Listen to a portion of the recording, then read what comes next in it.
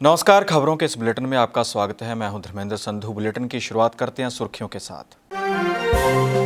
पाकिस्तानी नागरिकों की हुई वतन वापसी। लॉकडाउन के दौरान भारत में फंस गए थे पाक नागरिक, वापस लौटने पर किया खुशी का इजहार। बेअदबी मामले पर सांसद भगवंत मान का बड़ा बयान, कहा बादलों को बचाना चाहती है कैप्टन सरकार। मान ने विदेश में पढ़ रहे विद्यार्थियों के मामले पर केंद्र सरकार पर साधे निशाने। बॉलीवुड को एक और सदमा नहीं रहे हास्य अभिनेता जगदीप। 81 साल की उम्र में ली अंतिम सांस। मुंबई में जगदीप को किया गया सुपुर्दे खाक। संघर्ष की राह पर बिजली बोर्ड कर्मियों ने सरकार को दी चेतावनी, मांगे ना मानने पर करेंगे एक दिन की हड़ताल, बिजली सेवा रहेगी बंद। अब खबरें विस्तार से। लॉकडाउन के कारण भारत में फंसे पाकिस्तानी नागरिक वाघा सरहद के जरिए अपने वतन लौट गए। पेश है रिपोर्ट। कोरोना महामारी के चलते देश में लगे लॉकडाउन की वजह से कई लोग दूसरे देशों में फंस गए थे। वहीं पाकिस्तान के भी कई परिवार भारत में किसी न किसी काम से आए थे, लेकिन वापस नहीं जा सके। भारत सरकार द्वारा पाकिस्तान के 114 नागरिकों को पाकिस्तान के लिए रवाना किया गया।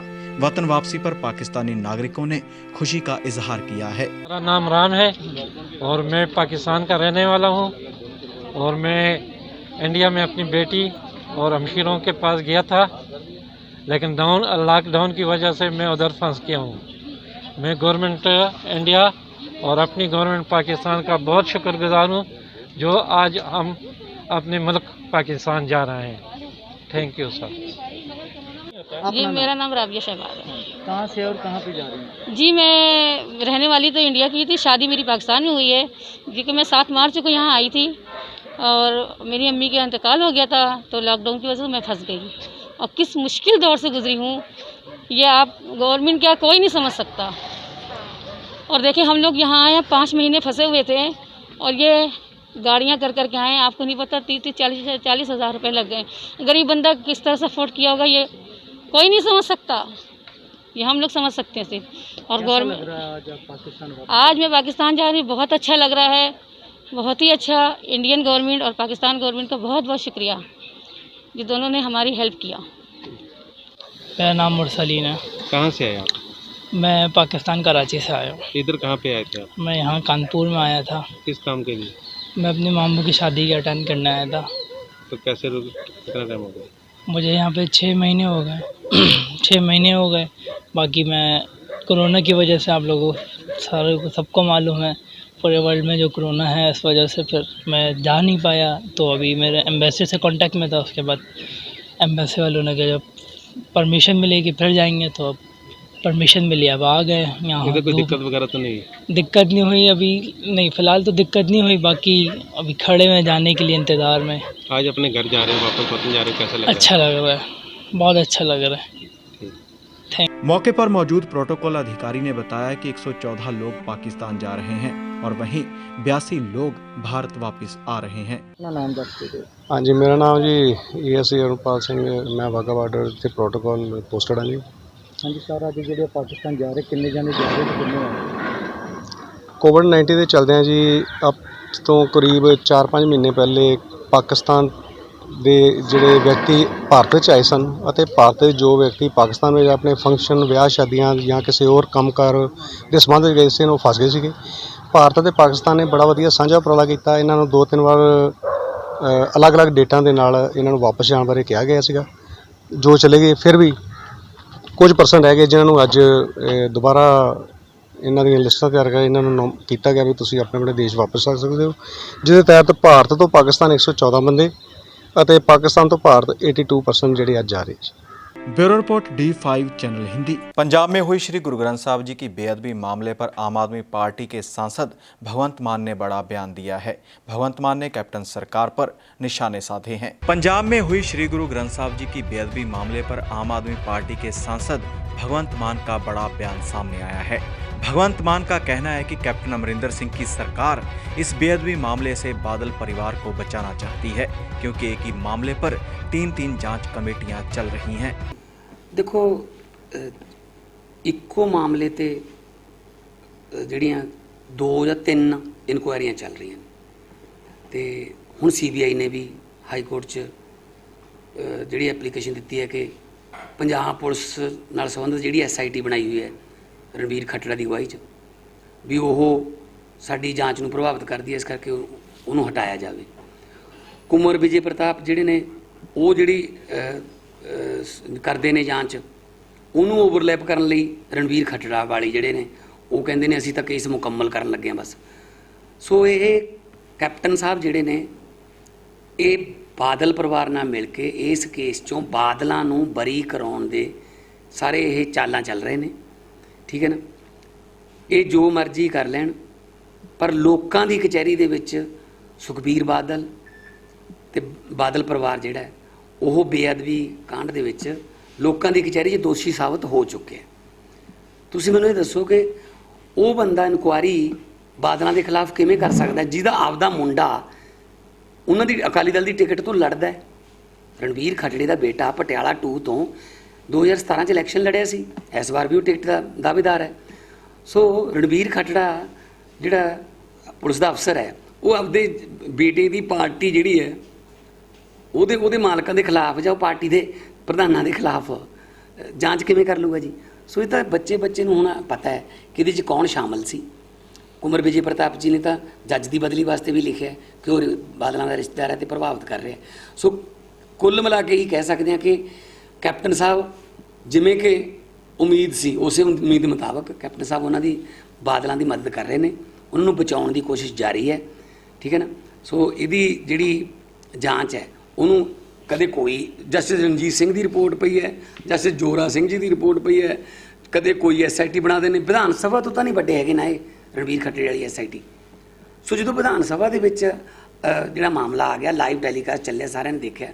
ਸੋ ਗੁਰੂ ਸਾਹਿਬ ਦੀ ਬੇਅਦਬੀ ਜਿਹੜੀ ਹੈ ਉਹਦੇ ਦੋਸ਼ੀ ਜਿਹੜੇ ਨੇ, ਸਾਜ਼ਿਸ਼ਕਰਤਾ ਜਿਹੜੇ ਨੇ ਉਹ ਬਾਦਲ ਪਰਿਵਾਰ 'ਤੇ ਜਿਹੜੀ ਲੋਕਾਂ ਦੀ ਕਚਹਿਰੀ ਵੱਲੋਂ ਠੱਪਾ ਲੱਗ ਗਿਆ ਅਤੇ ਬਾਕੀ ਉਹਨਾਂ ਨੂੰ ਸਜ਼ਾ ਵੀ ਮਿਲਣੀ ਸ਼ੁਰੂ ਹੋ ਗਈ ਹੈ। ਮੈਂ ਪਹਿਲਾਂ ਵੀ ਕਹਿੰਦਾ ਰਿਹਾ ਕਿ ਨਾ ਘਸੁੰਨ ਮਾਰਦਾ ਨਾ ਲੱਤ ਮਾਰਦਾ, ਰੱਬ ਜਦੋਂ ਮਾਰਦਾ ਤਾਂ ਮੱਤ ਮਾਰਦਾ। ਸੋ ਮੱਤ ਵੱਜ ਚੁੱਕੀ ਉਹਨਾਂ ਦੀ ਤੇ ਲੋਕ ਉਹਨਾਂ ਤੋਂ किनारा कर गए। साथ ही भगवंत मान अमेरिका की ओर से भारतीय विद्यार्थियों को वापस भेजने पर और कुवैत की ओर से बड़ी संख्या में भारतीयों को निकाले जाने पर केंद्र सरकार व प्रधानमंत्री को निशाने पर लेते हुए दिखाई दिए। अमरीका भी ਜਿਹੜਾ ਉਹ ਕਹਿੰਦਾ ਵੀ ਬਾਹਰ ਵੀ ਸਟੂਡੈਂਟਾਂ ਨੂੰ ਵਾਪਸ ਭੇਜਾਂਗੇ। ਕੁਵੈਤ ਇੱਕ ਕਾਨੂੰਨ ਬਣਾਉਣ ਲੱਗਿਆ, 8 ਲੱਖ ਭਾਰਤੀ ਉਹਨਾਂ ਨੂੰ ਕੁਵੈਤ ਛੱਡਣਾ ਪਊਗਾ। ਸੋ ਜੇ ਸਾਨੂੰ ਇੱਥੇ ਨੌਕਰੀਆਂ ਮਿਲ ਜਾਣਾ ਅਸੀਂ ਕਿਉਂ ਧੱਕੇ ਖਾਈਏ ਉੱਧਰ। ਸੋ ਕਿਹੜੀਆਂ ਕਰ ਨੌਕਰੀਆਂ ਮਿਲੀਆਂ ਨੇ ਸਾਰਿਆਂ ਨੂੰ ਪਤਾ ਹੈ, ਠੀਕ ਹੈ ਨਾ। ਹੁਣ ਉਹ ਕਰੋਨਾ ਦੇ ਬਹਾਨੇ ਜਾਂ ਕਿਸਾਨਾਂ ਦੇ ਆਰਡੀਨੈਂਸ ਦੇ ਬਹਾਨੇ ਕੈਪਟਨ ਸਾਹਿਬ ਫਿਰ ਦੁਬਾਰਾ ਬਾਕੀ ਸਾਰਿਆਂ ਜਿਹੜੇ ਮੁੱਦੇ ਨੇ ਉਹਨਾਂ ਤੋਂ ਧਿਆਨ ਹਟਾਉਣ ਦੇ ਮਾਰੇ ਆਹ ਕੁਝ ਕਰ ਰਹੇ ਨੇ। ਪਰ ਆਮ ਆਦਮੀ ਪਾਰਟੀ ਵਿਰੋਧੀ ਧਿਰ ਦਾ ਰੋਲ ਨਿਭਾਊਗੀ, ਅਸੀਂ ਇਸ ਤਰ੍ਹਾਂ ਨਹੀਂ ਹੋਣ ਦੇਵਾਂਗੇ ਔਰ ਡਟ ਕੇ ਵਿਰੋਧ ਕਰਾਂਗੇ ਸੈਂਟਰ ਦੀਆਂ ਜਿਹੜੀਆਂ ਲੋਕ ਮਾਰੂ ਨੀਤੀਆਂ ਨੇ ਉਹਨਾਂ ਦਾ। ਅਤੇ ਆਲ ਪਾਰਟੀ ਮੀਟਿੰਗ ਦੇ ਵਿੱਚ ਵੀ ਮੈਂ ਕਿਹਾ ਸੀ ਕਿ ਪੰਜਾਬ ਦੇ ਹੱਕਾਂ ਦੀ ਰਾਖੀ ਕਰਨ ਲਈ ਕੋਈ ਵੀ ਫੈਸਲਾ ਜਿਹੜਾ ਕੋਈ ਵੀ ਯੂਨੀਅਨ ਚਾਹੇ ਕੋਈ ਵੀ ਚਾਹੇ NGO ਕੋਈ ਚੱਲੂਗੀ ਤਾਂ ਅਸੀਂ ਉਹਨਾਂ ਡਟ ਕੇ ਸਾਥ ਦੇਵਾਂਗੇ। ਸਰ ਕੁਵੈਤ ਵਾਲੀ ਤੇ ਅਮਰੀਕਾ ਦੇ ਮਸਲੇ ਦੇ ਤੁਸੀਂ ਮੋਦੀ ਨਾਲ ਸੈਂਟਰ ਨਾਲ ਕਿਸੇ ਨਾਲ ਮੈਂ ਚਿੱਠੀ ਲਿਖੀ ਹੈ ਪ੍ਰਧਾਨ ਮੰਤਰੀ ਜੀ ਨੂੰ ਕਿ ਟਰੰਪ ਨਾਲ ਕਹਿੰਦੇ ਤੁਹਾਡੀ ਯਾਰੀ ਹੈ ਅਤੇ ਤੁਸੀਂ ਹਾਊਡੀ ਮੋਦੀ ਪ੍ਰੋਗਰਾਮ ਦੇ ਵਿੱਚ ਉੱਥੇ ਗਏ ਅਮਰੀਕਾ 'ਚ, ਲੱਖਾਂ ਲੋਕ ਇਕੱਠੇ ਹੋਏ ਉੱਥੇ, ਤੁਸੀਂ ਅਬ ਕੀ ਵਾਰ ਫਿਰ ਟਰੰਪ ਸਰਕਾਰ ਦਾ ਨਾਰਾ ਦੇ ਕੇ ਆਏ, ਰਾਜਨੀਤਿਕ ਰੈਲੀ ਕਰਕੇ ਆਏ ਹੋ। ਪਹਿਲੀ ਵਾਰ ਹੋਇਆ ਕਿਸੇ ਹਿਸਟਰੀ 'ਚ ਕਿ ਕਿਸੇ ਦੇਸ਼ ਦਾ ਪ੍ਰਧਾਨ ਮੰਤਰੀ ਦੂਜੇ ਦੇਸ਼ ਦੇ ਰਾਸ਼ਟਰਪਤੀ ਵਾਸਤੇ ਵੋਟਾਂ ਮੰਗ ਰਿਹਾ ਅਤੇ ਫਿਰ ਤੁਸੀਂ ਇੱਥੇ ਨਮਸਤੇ ਟਰੰਪ ਨਾਂ ਦਾ ਅਹਿਮਦਾਬਾਦ ਪ੍ਰੋਗਰਾਮ ਕੀਤਾ, ਲੱਖਾਂ ਲੋਕ ਉੱਥੇ ਇਕੱਠੇ ਕੀਤੇ, 100 ਕਰੋੜ ਰੁਪਇਆ ਲੋਕਾਂ ਦੇ ਟੈਕਸ ਦੀ ਮਨੀ ਜਿਹੜੀ ਹੈ ਉਹ ਖਰਚ ਕੀਤੀ ਗਈ ਸਿਰਫ ਆਪਣੀ ਦੋਸਤੀ ਵਾਸਤੇ। ਅਤੇ ਜੇ ਦੋਸਤੀ ਹੈਗੀ ਹੈ ਤਾਂ ਕਦੇ ਨਿਭਾਓ ਤਾਂ ਸਹੀ, ਕੰਮ ਤਾਂ ਲਓ ਕੋਈ ਵੀ ਹਾਂ ਦੋਸਤੀ ਕਰਕੇ ਆਪਣਾ ਕੰਮ ਹੋ ਗਿਆ। ਪਹਿਲਾਂ ਉਹਨਾਂ ਨੇ ਕਰੋਨਾ ਦੀ ਜਿਹੜੀ ਟੈਬਲੇਟ ਸੀ, ਦਵਾਈ ਸੀ, ਉਹ ਧਮਕੀ ਦੇ ਕੇ ਲਈ ਕਿ ਕਾਰਵਾਈ ਹੋਊਗੀ ਨਹੀਂ ਤਾਂ ਸਾਨੂੰ ਇਹ ਦਵਾਈ ਦੇ ਦਿਓ। ਮੋਦੀ ਸਾਹਿਬ ਨੇ ਆਪਣੇ ਲੋਕਾਂ ਦੀ ਸਿਹਤ ਨੂੰ ਦਾਅ 'ਤੇ ਲਾ ਕੇ ਉਹਨਾਂ ਨੂੰ ਉਹ ਦਵਾਈ ਦਿੱਤੀ। ਹੁਣ ਉਹਨਾਂ ਨੇ ਕਹਿਤਾ ਵੀ ਅਸੀਂ ਸਟੂਡੈਂਟ ਕੱਢਾਂਗੇ, ਇੱਥੋਂ ਚਲੇ ਜਾਓ ਸਾਰੇ ਜਿਹੜੇ ਸਟੂਡੈਂਟ ਨੇ ਔਨਲਾਈਨ ਨਹੀਂ ਪੜ੍ਹ ਸਕਦੇ ਆਪਦਾ ਉੱਥੇ ਜਾਓ। ਕਰੋੜਾਂ ਰੁਪਈਆ ਉਹਨਾਂ ਦਾ ਲੱਗਿਆ ਹੋਇਆ ਸਟੂਡੈਂਟਾਂ ਦਾ ਫੀਸਾਂ ਦੇ ਰੂਪ 'ਚ ਯੂਨੀਵਰਸਿਟੀਆਂ ਕੋਲੇ ਜਾਂ ਵੀਜ਼ਾ ਫੀਸਾਂ ਦੇ ਰੂਪ 'ਚ। ਤਾਂ ਫਿਰ ਕਦੇ ਤਾਂ ਟਰੰਪ ਸਾਹਿਬ ਨੂੰ ਗੱਲ ਕਰਕੇ ਕੋਈ ਦੋਸਤੀ ਦੀ ਮਿਸਾਲ ਦੇ ਦਿਓ, ਠੀਕ ਹੈ ਨਾ। ਸੋ ਇਸ ਕਰਕੇ ਮੈਂ ਚਿੱਠੀ ਵੀ ਲਿਖੀ ਹੈ ਕਿ ਕੁਵੈਤ ਦੇ ਵਿੱਚ ਵੀ ਸਰਕਾਰ ਨਾਲ ਗੱਲ ਕਰੋ। ਇਹ ਕਹਿੰਦੇ ਸਾਊਦੀ ਅਰਬ ਦੇ ਪ੍ਰਿੰਸ ਨਾਲ ਮੇਰੀ ਦੋਸਤੀ ਹੈ, ਹਰੇਕ ਨਾਲ ਕਹਿੰਦੇ ਨੇ ਮੇਰੀ ਪੁਰਾਣੀ ਜਾਣ ਪਛਾਣ ਹੈ। ਕਦੇ ਜਾਣ ਪਛਾਣ ਕਿਸੇ ਦੇਸ਼ ਦੇ ਨਾਗਰਿਕਾਂ ਦੇ ਕੋਈ ਕੰਮ ਤਾਂ ਆਵੇ ਨਾ। ਸੋ ਮੈਂ ਚਿੱਠੀ ਲਿਖੀ ਉਹਨਾਂ ਨੂੰ। Bureau report D5 channel Hindi. Bollywood को एक और बड़ा झटका लगा है। कॉमेडियन और एक्टर जगदीप का देहांत होने से पूरे बॉलीवुड में शोक की लहर है। दक्षिण मुंबई के कब्रिस्तान में जगदीप को सुपुर्दे खाक कर दिया गया। बॉलीवुड के जाने माने कॉमेडियन और एक्टर जगदीप अब इस दुनिया में नहीं रहे। 81 साल की उम्र में उनका देहांत हो गया। दक्षिण मुंबई के कब्रिस्तान में जगदीप को सुपुर्दे खाक किया गया है। फिल्म अदाकार जगदीप का जन्म 29 मार्च 1939 को दतिया मध्य प्रदेश में हुआ था। हिंदी फिल्म शोले के सूरमा भोपाली किरदार को जगदीप ने अमर कर दिया था। उनका असल नाम सैयद इश्तियाक अहमद जाफरी था, लेकिन वह बॉलीवुड में जगदीप के नाम से मशहूर हुए। जगदीप के देहांत पर फिल्म जगत के कलाकारों धर्मेंद्र, अनिल कपूर, शिल्पा शेट्टी, जॉनी लीवर, अजय देवगन ने भी ट्वीट करते हुए दुख का इजहार किया है। आपको बता दें कि उनके परिवार में 2 बेटे जावेद और नावेद जाफरी हैं। उनकी एक बेटी भी है जिसका नाम मुस्कान है। जगदीप के निधन के बाद बॉलीवुड में शोक की लहर छा गई है। बता दें कि यह साल बॉलीवुड के लिए सही नहीं रहा माना जा सकता है, क्योंकि इससे पहले अभिनेता ऋषि कपूर, इरफान खान, सुशांत सिंह के अलावा कोरियोग्राफर सरोज खान व संगीतकार वाजिद भी इस फानी संसार को अलविदा कह चुके हैं। Bureau report D5 channel Hindi. Punjab के बठिंडा में बिजली बोर्ड के कर्मियों ने अपनी मांगों को लेकर प्रदर्शन करते हुए सरकार को चेतावनी दी है कि मांगे ना मानने पर हड़ताल करेंगे, जिसके चलते पूरे पंजाब में बिजली सेवा ठप रहेगी। पंजाब के बठिंडा में बिजली बोर्ड के कर्मियों द्वारा अपनी मांगों को लेकर पंजाब सरकार के खिलाफ धरना प्रदर्शन करते हुए नारेबाजी की गई।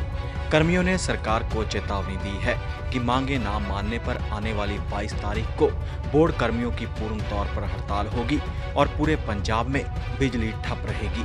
ਸਿੰਘ ਸਾਬਕਾ ਆਗੂ ਥਰਮਲ ਬਠਿੰਡਾ TSU ਅਤੇ ਕਨਵੀਨਰ ਜਨਤਕ ਜਥੇਬੰਦੀਆਂ JPMO ਦਾ ਸਾਂਝਾ ਮੋਰਚਾ ਬਠਿੰਡਾ, ਅਸੀਂ ਅੱਜ ਸਾਰੇ ਰਲ ਕੇ ਇਸ ਗੱਲ ਦੇ ਖਿਲਾਫ ਧਰਨਾ ਲਾਇਆ ਹੈ ਕਿ ਜੋ ਬਿਜਲੀ ਬੋਰਡ ਨੇ ਬਿਜਲੀ ਮੁਲਾਜ਼ਮਾਂ ਨਾਲ ਸਮਝੌਤੇ ਕੀਤੇ ਹੈ ਉਹ ਲਾਗੂ ਨਹੀਂ ਕਰ ਰਿਹਾ। ਇਸ ਕਰਕੇ ਬੜੇ ਲੰਬੇ ਸਮੇਂ ਤੋਂ 23 ਸਾਲਾਂ ਦੀ ਗੱਲ ਹੈ ਉਹ ਲਾਗੂ ਨਹੀਂ ਕਰ ਰਿਹਾ। ਪੇ ਬੈਂਡ ਦੀ ਗੱਲ ਹੈ ਉਹ ਲਾਗੂ ਨਹੀਂ ਕਰ ਰਿਹਾ। ਕੱਚੇ ਕਾਮਿਆਂ ਨੂੰ ਪੱਕੇ ਕਰਨ ਦੀ ਗੱਲ ਹੋਈ ਆ ਉਹ ਲਾਗੂ ਨਹੀਂ ਕਰ ਰਿਹਾ। ਜਿਹੜੇ ਰਿਟਾਇਰੀ ਕਾਮਿਆਂ ਨੂੰ ਕਨਸੈਸ਼ਨ ਦੇਣ ਦੀ ਗੱਲ ਹੋਈ ਆ ਉਹ ਲਾਗੂ ਨਹੀਂ ਕਰ ਰਿਹਾ। ਇਹ ਸਾਰੀਆਂ ਮੰਗਾਂ ਨੂੰ ਲਾਗੂ ਕਰਾਉਣ ਵਾਸਤੇ ਅੱਜ ਅਸੀਂ ਧਰਨਾ ਦਿੱਤਾ ਡਿਵੀਜ਼ਨ ਪੱਧਰ ਦਾ। ਤੇ ਇਸ ਤੋਂ ਬਾਅਦ ਵਰਕ 2 ਰੂਲ ਚੱਲਣਾ ਹੈ। ਵਰਕ 2 ਰੂਲ ਤੋਂ ਬਾਅਦ 22 ਤਰੀਕ ਦੀ ਇੱਕ ਰੋਜ਼ਾ ਹੜਤਾਲ ਕਰਨੀ ਹੈ, ਜੋ ਸਾਰੇ ਪੰਜਾਬ 'ਚ 24 ਘੰਟੇ ਬਿਜਲੀ ਬੰਦ ਹੋਊਗੀ। ਸਾਰੇ ਪੰਜਾਬ 'ਚ ਅਸੀਂ ਹੜਤਾਲ ਕਰਾਂਗੇ। ਕੋਈ ਵੀ ਮੁਲਾਜ਼ਮ ਜਿਹੜਾ ਉਹ ਡਿਊਟੀ ਤੇ ਨਹੀਂ ਜਾਊਗਾ। ਜੇ ਸਾਡੀਆਂ ਮੰਗਾਂ ਨਹੀਂ ਮੰਨਦੇ ਉਸ ਤੋਂ ਅਗਲਾ ਫੇਰ ਅਸੀਂ ਵੱਡਾ ਪ੍ਰੋਗਰਾਮ ਕਰਾਂਗੇ। ਅੱਜ ਦਾ ਸਾਡਾ ਪ੍ਰੋਗਰਾਮ ਇਹ ਹੈ ਜੀ। Bureau report D5 channel Hindi. Haryana में नौकरी से बर्खास्त किए गए PTI अध्यापकों का मामला गर्माता नजर आ रहा है।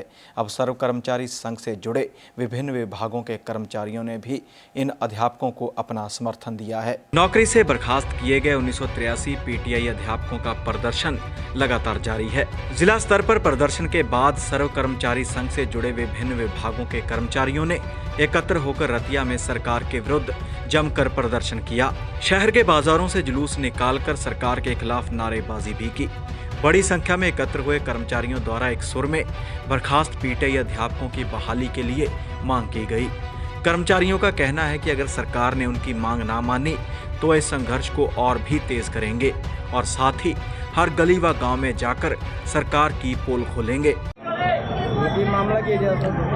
नमस्कार जी, मामला ये है जी, हरियाणा सरकार ने 2010 से लेके और 2020 तक लगातार 10 साल की पक्की सर्विस करने के बाद भी हमारे जो 1983 PTI थे 2010 बैच के, उनको घर बैठा दिया है। और ये बहुत ही एक निंदनीय बात है। मतलब इससे शर्म की बात है इस सरकार के लिए क्या हो सकती है।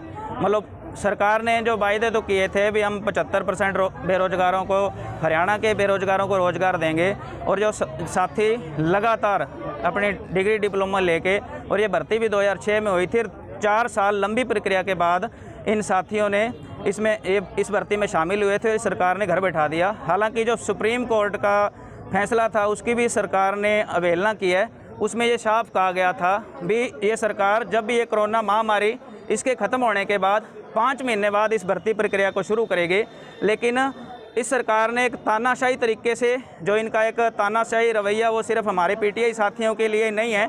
हमारे मोदी साहब ने जहाँ जितने भी BJP के जो प्रवक्ता थे उनका जो नारा तो ये था भी आपने साबुन से, सैनिटाइजर से हाथ धोने हैं। लेकिन बहुत ही दुख की बात है, हमें अपनी परमानेंट नौकरी से हाथ धोना पड़ गया। और 12 करोड़ लोग बेरोजगार हो चुके हैं, उनके भी रोजगार छीन लिए गए हैं। तो आज हम पूरे फतेहाबाद ज़िले के जो कर्मचारी हैं आज बस स्टैंड पे इकट्ठा होकर शहर में प्रदर्शन करके सरकार की पोल खोल के और यह जनता में पर्चे बांटे गए हम, और भी हमें क्यों हटाया गया है। हम इस सरकार की यहाँ ब्लॉक लेवल पे, उसके बाद हर गांव में जाके पोल खोलेंगे। हमारा इस पूरी भर्ती प्रक्रिया में कोई दोष नहीं है, और पूरे सुप्रीम कोर्ट के फैसले में कहीं ये नहीं लिखा गया भी इसमें पीटीआई फाल्टी है। सिर्फ ये कहा गया है भी जो क्राइटेरिया वो सही नहीं है। तो ये क्राइटेरिया बनाने वाली भी ये सरकार है। माननीय भूपेंद्र सिंह हुड्डा उस समय मुख्यमंत्री थे, कांग्रेस की सरकार थी, और जो भर्ती एजेंसी थी सारी की सारी जो गलती है वो उसकी है।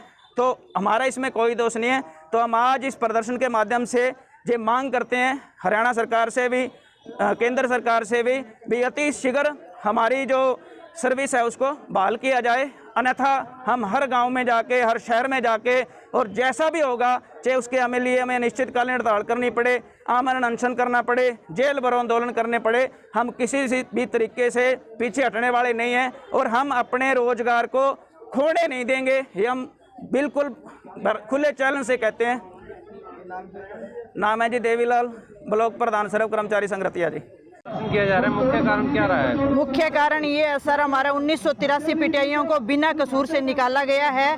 किसी भी कैंडिडेट की किसी भी तरह की कोई खामी नहीं निकली है सर। मांग क्या है? मांग हमारी है 1983 पीटीआईओं को बहाल किया जाए, और उसी मान और सम्मान के साथ हमको वापस स्कूल विद्यालय के अंदर ज्वाइन करवाया जाए। मांग पूरी नहीं होती कि आगे की रणनीति क्या रहेगी? आगे की रणनीति अगर सरकार नहीं मानती तो आगे की रणनीति हमारी और ज़्यादा उग्र प्रदर्शन की होगी, और गोली खाने के लिए भी हम तैयार हैं, मरने और मिटने के लिए तैयार रहेंगे। हरियाणा के फतेहाबाद से किशोर कुमार की report, D5 channel Hindi. Haryana के विद्यार्थियों ने भी सरकार के खिलाफ मोर्चा खोला है। अंतिम वर्ष के विद्यार्थी सरकार के परीक्षा लिए जाने के फैसले के विरोध में डट गए हैं।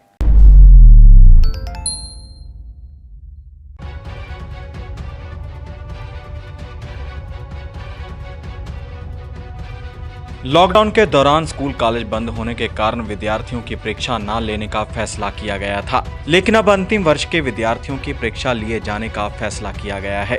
इस फैसले के विरोध में फतेहाबाद के रतिया में कॉलेज के बाहर छात्र छात्राओं ने यूजीसी द्वारा जारी किए गए परीक्षा संबंधी नोटिफिकेशन की प्रतियां जलाकर अपना रोष व्यक्त किया। प्रदर्शन कर रहे छात्र छात्राओं का कहना है कि सरकार जानबूझकर उन्हें और उनके परिवार के साथ साथ पूरे समाज को जोखिम में डालना चाहती है, क्योंकि इस समय जिस प्रकार से कोरोना लगातार बढ़ रहा है उसको देखते हुए बड़े पैमाने पर परीक्षाएं करवाना जोखिम भरा हो सकता है।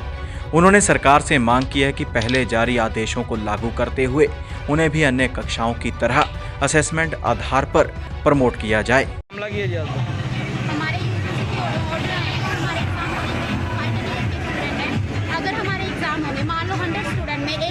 कोविड पॉजिटिव हुआ तो 100 के 100 होंगे, हम आगे फैमिली में जाएंगे, हमारी फैमिली भी कोविड पॉजिटिव होगी। आपके पूरे इंडिया को कोविड पॉजिटिव करना चाहते हो, हमारे एग्जाम होंगे, हमें जैसे आने जाने की सुविधा नहीं है, जैसे बसेस नहीं चल रही, आगे हॉस्टल नहीं है, हम दूर दराज से आते हैं, तो क्या सभी स्टूडेंट वहीं के लोकल होंगे? हमारे लिए बहुत बड़ी समस्या है ये। आप चाहते हो कि पूरा इंडिया कोविड पॉजिटिव हो? नहीं ना, तो आप सोच समझ कर फैसला लीजिए भी हमारे एग्जाम होने चाहिए या नहीं होने चाहिए। मांग की थोड़ी हमारी ये मांग है कि हमें जैसे पहले एक ऑर्डर आया था, हमें असेसमेंट के बेस पे या कैसे भी हमें प्रमोट किया जाए, जैसे बाकी स्टूडेंट प्रमोट हो रहे हैं उसी हिसाब से हमें फाइनल वालों को भी प्रमोट किया जाए। नाम क्या थोड़ा? कोमल।